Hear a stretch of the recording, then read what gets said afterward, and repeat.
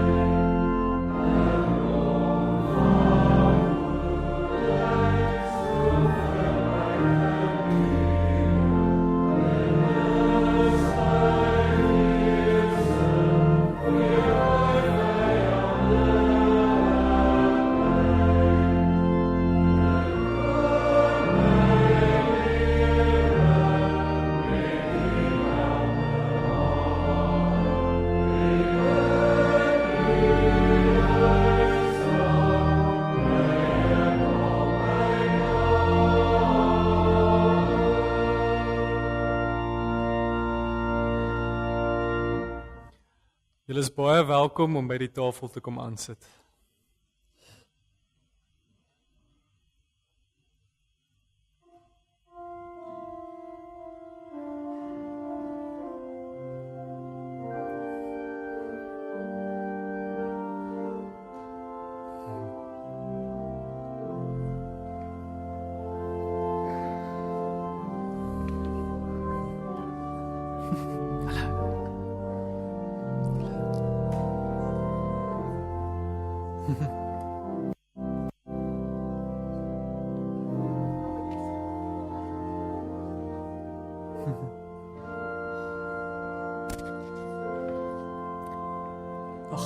Nog een wees, tweede ronde.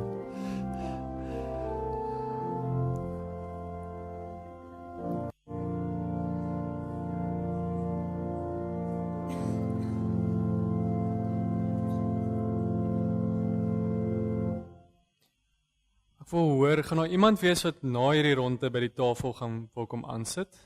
Ok, maar ek dink ons gaan dan nog 'n tafel doen, net om dit ordelik te hou.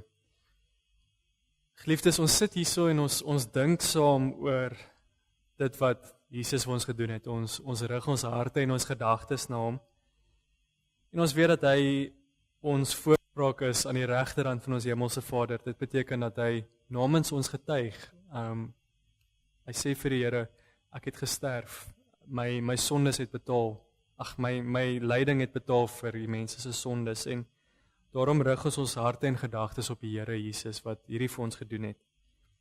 En wees verseker dat die Heilige Gees u versterk met Jesus se liggaam en bloed. Net so seker as wat u die brood en die wyn ontvang as herinneringstekens van sy verlossingswerk.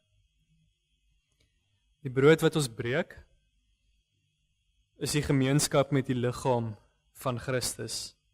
Neem, eet, dink daaraan en glo dat die liggaam van ons Here Jesus gebreek is tot 'n volkomme versoening van al ons sondes.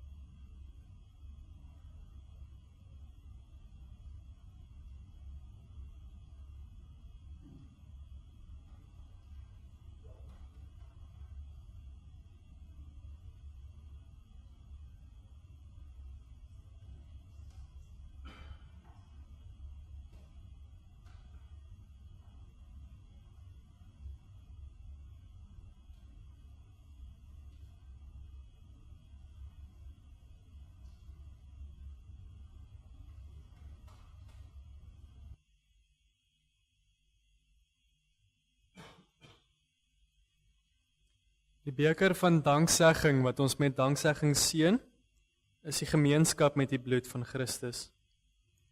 Neem, drink almal daaruit, dink daaraan en glo dat die kosbare bloed van ons Here Jesus Christus vergiet is tot 'n volkomme versoening van al ons sondes.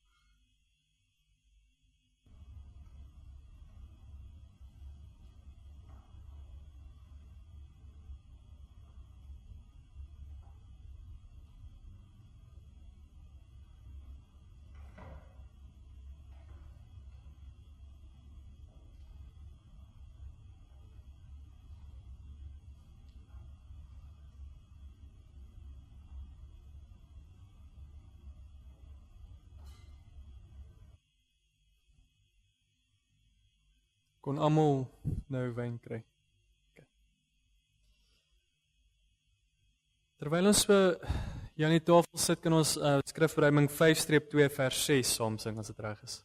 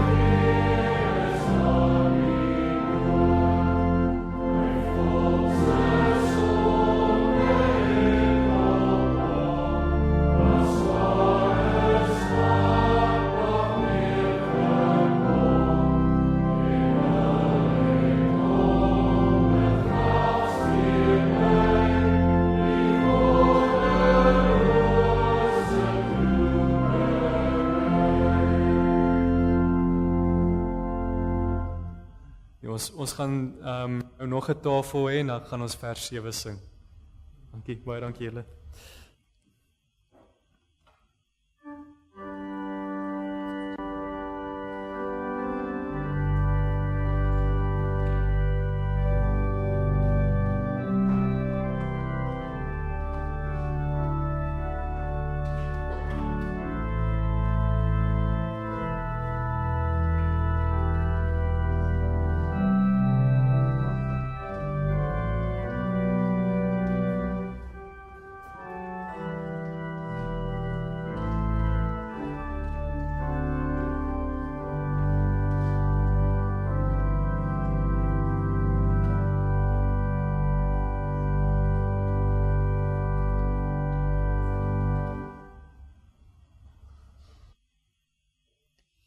Goed, julle kan weer kom aansit by die tafel. Julle kan maar kom.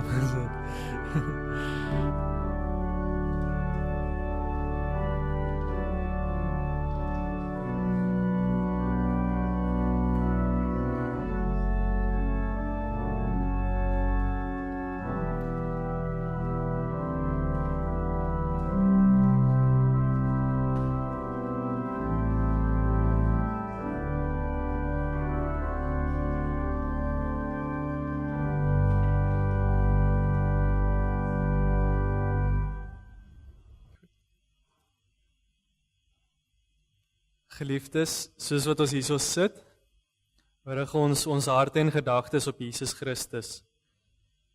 Hy is ons voorspraak aan die regterhand van ons hemelse Vader. Wees daarvan verseker dat die Heilige Gees ons werklik versterk met Jesus se liggaam en bloed. Net so seker as wat ons die brood en die wyn ontvang as herinneringstekens van sy verlossingswerk.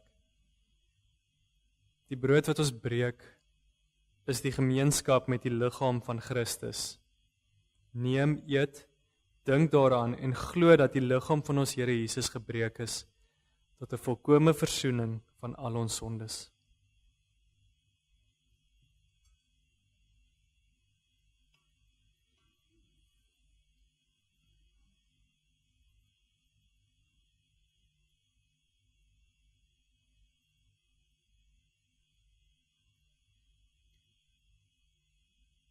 Die beker van danksegging, wat ons met danksegging seën, is die gemeenskap met die bloed van Christus. Neem, drink almal daaruit, dink daaraan en glo dat die kosbare bloed van ons Here Jesus vergiet is tot 'n volkome versoening van al ons sondes.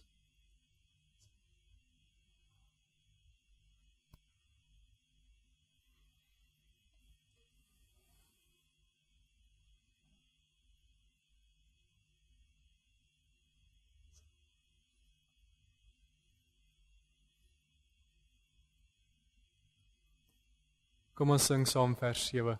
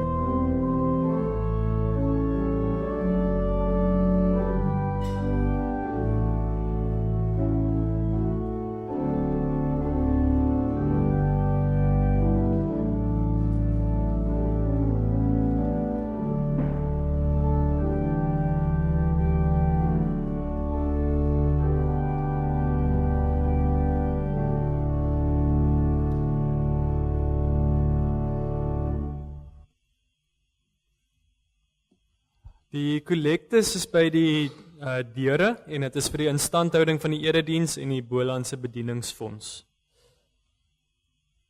Ons gaan nou afsluit en dis geen verrassing nie, skrifruiming 5-2, waarvan gaan ons verse 8, 9 en 10 saam sing terwyl ons sommer staan.'n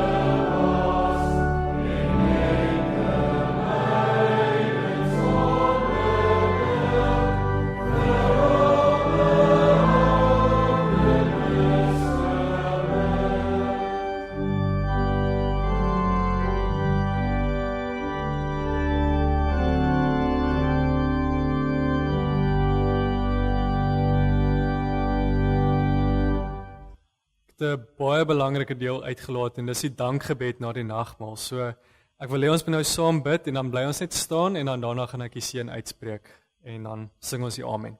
Kom ons bid. Ons Vader, ons dankie vir die groot voorreg dat ons saam kon nagmaal gebruik. Ons dankie dat ons daardeur versterk kan word, dat ons die fisiese tekens kan sien van Jesus se liggaam en sy bloed, en dat ons kan sien dat dit is wat vir ons verlossing gebring het en niks anders nie. Ons bid dat ons daarin versterk sal word en dat ons in hierdie week waar ons ingaan net sal terugdink aan vandag en sal dink, ons Here Jesus het vir ons gelei, maar ons is nou vrygemaak van die sonde. Dankie vir die groot voorreg om as verloste sondaars te kan lewe. Mag dit net oorspoel in dankbaarheid en in liefde vir U en liefde vir ons medemens. En ons bid dit in Jesus se naam alleen. Amen. Geliefdes, mag die Here julle seën en julle beskerm. Mag die Here sy aangesig oor ons laat skyn en julle genadig wees. Mag die Here sy aangesig na jou toe oplig en aan jou vrede gee. Amen.